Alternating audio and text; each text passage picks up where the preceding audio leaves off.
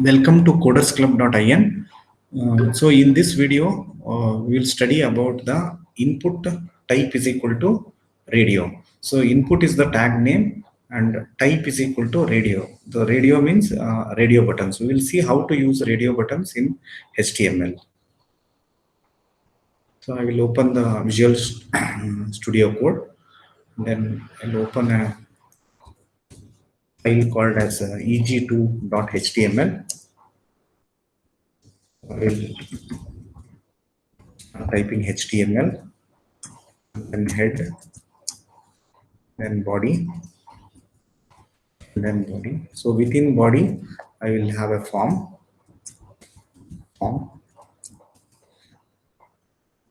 So here, type like this: input type is equal to radio.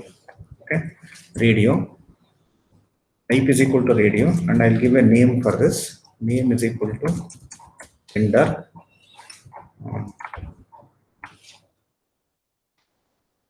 I can say value is equal to m.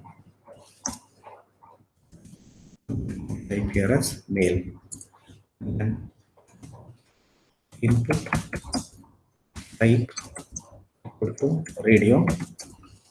Radio name is equal to gender. So here we have to give name same, okay, for mutual exclusiveness. Okay, otherwise you will be able to select both the radio buttons. Okay,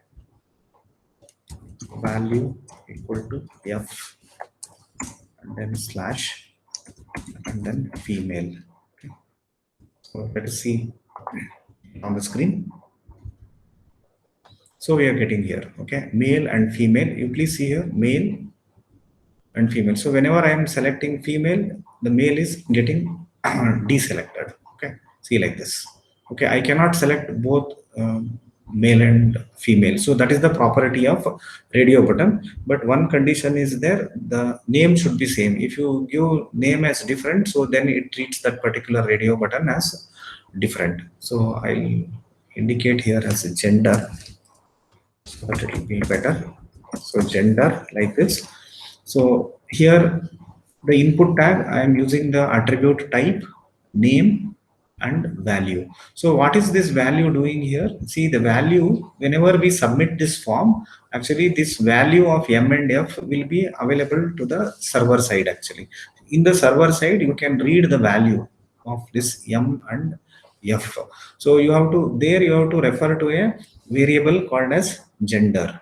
Okay, in Java or in PHP, whatever server side programming you are doing, so you can read this value of gender in the server. So that is why we give here as name as gender, name as gender. This should be same.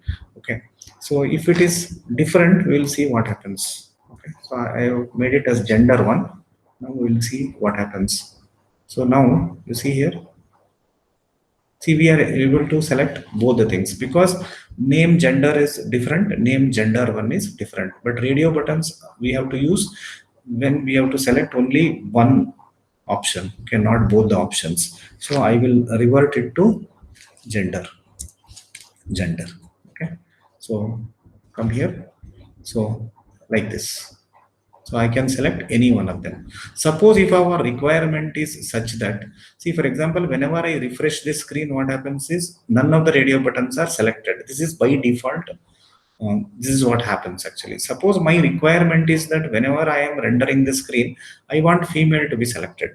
So what is to be done for that? So what you have to do is you have to write here as checked. So whenever you write there is checked, so then what happens is, see, okay. So whenever you render the HTML, so this female is selected. So how to check this? See, come here and go to view page source, and you see here input type is equal to radio, name is equal to gender, value is equal to f, and checked. So this is an attribute actually. So this means this is checked is equal to true. Okay, so checked is equal to true means what? This female is checked. Okay, suppose if you want to check male whenever the screen is rendered, So what you have to do is you have to change this to here. You write there checked and then remove it here. Remove it here. Okay. See here.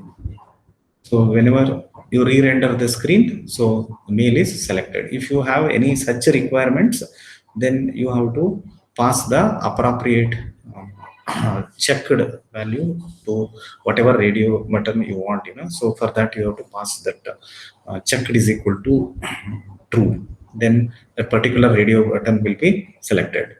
Thank you.